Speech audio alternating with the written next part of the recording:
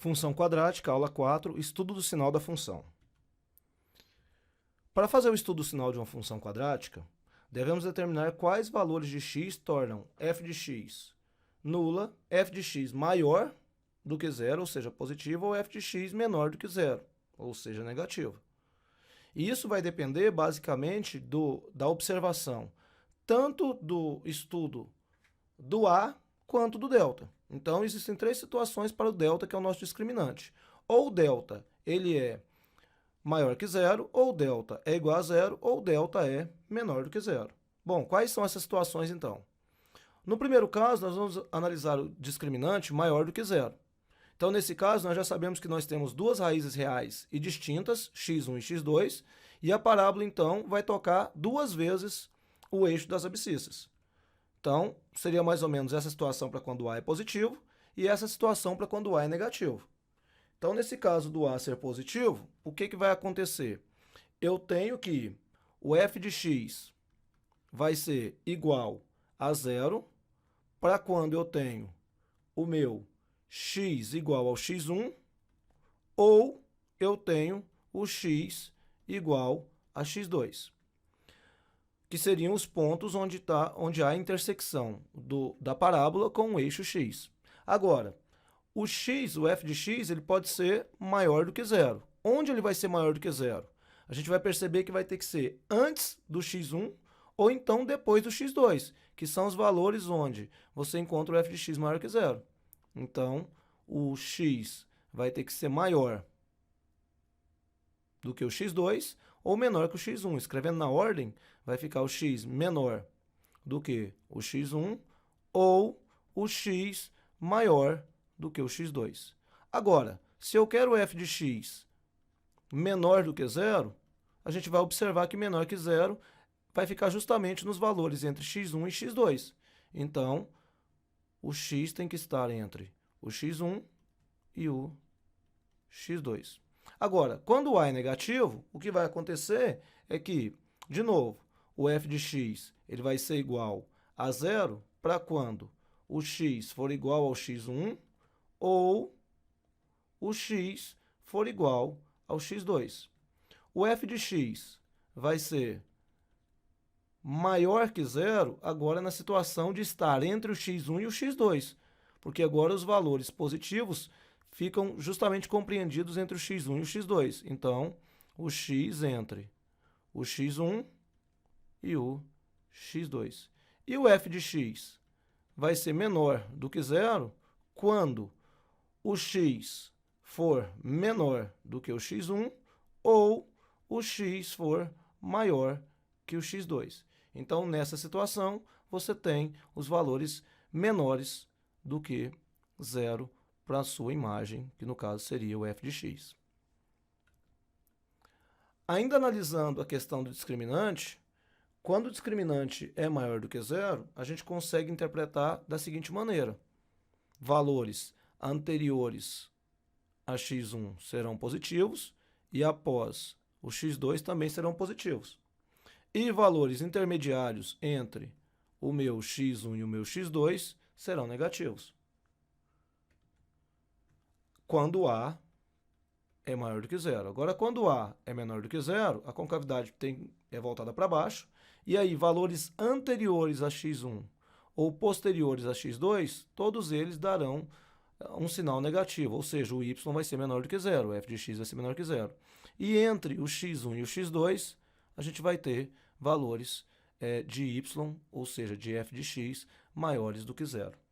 Deste modo, então, quando o delta é maior que zero, f de x tem o mesmo sinal de A quando o x estiver fora do intervalo entre as raízes e f de x tem o mesmo sinal sendo oposto ao de A quando o x está entre as raízes x1 e x2. Então, se o A é positivo, de cá vai ficar com valor positivo, de cá com valor positivo. Por quê? Porque é o mesmo sinal de A. E do lado de dentro, o negativo, que é o contrário de A.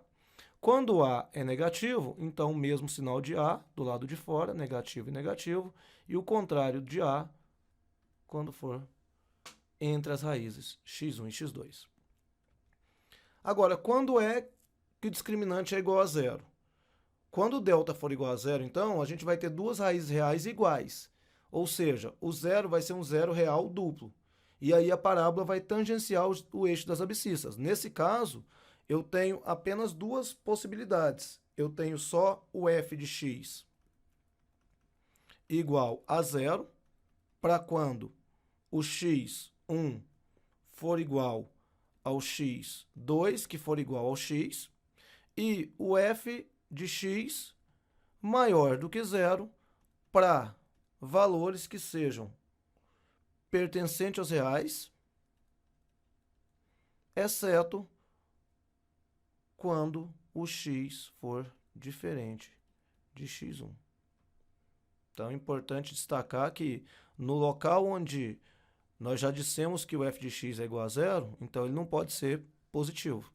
Então, nós temos valores positivos e um valor nulo, que seria justamente onde há a intersecção do eixo x com a parábola. Isso para quando a maior que zero. Agora, quando a for menor que zero, também temos duas possibilidades. Ou f de x é igual a zero, para quando o x1 for igual ao x2, que for igual a x, ou então o f de x vai ser negativo, ou seja, menor do que zero, para todos os outros valores de x, exceto quando o x for x1, ou seja, x diferente de x1. Analisando a parábola agora apenas, nós teríamos o seguinte: mesmo valor de A, mesmo valor de A, e um ponto que seria o ponto de intersecção, que é quando f de x é igual a zero. Se eu olho agora para a questão do A negativo, agora eu tenho o mesmo sinal de A, que no caso seria negativo, mesmo sinal de A negativo, e um ponto aqui, de novo, que seria para o f de x igual a zero.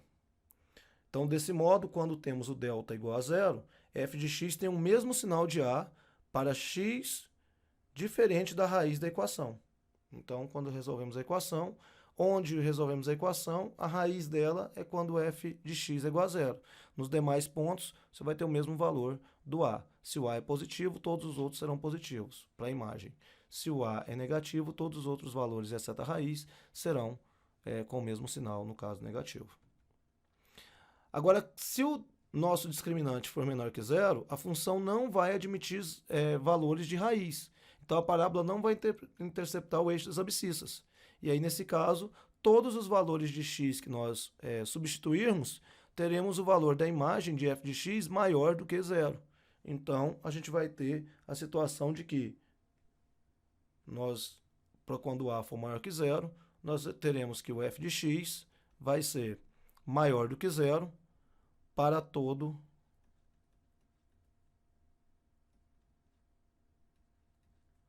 x pertencente aos reais.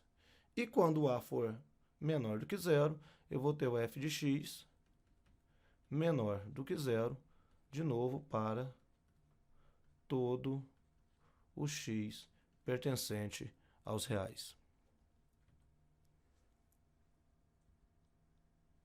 Se a gente for estudar agora apenas a parábola ali, então você tem sinais iguais. Para quando A é positivo, todos serão positivo, e quando A é negativo, todos serão negativo. Então, o A aqui maior que zero, e aqui o A menor do que zero. Então, desse modo, quando o delta for menor que zero, f de x tem o mesmo sinal de A para todo e qualquer valor de x. O estudo do sinal é apenas isso, tem que concentrar. O estudo do sinal ele é apenas uma ferramenta para utilizarmos em outras aplicações matemáticas, e é bom que a gente fique atento sempre ao estudo do sinal da função quadrática. No mais, obrigado.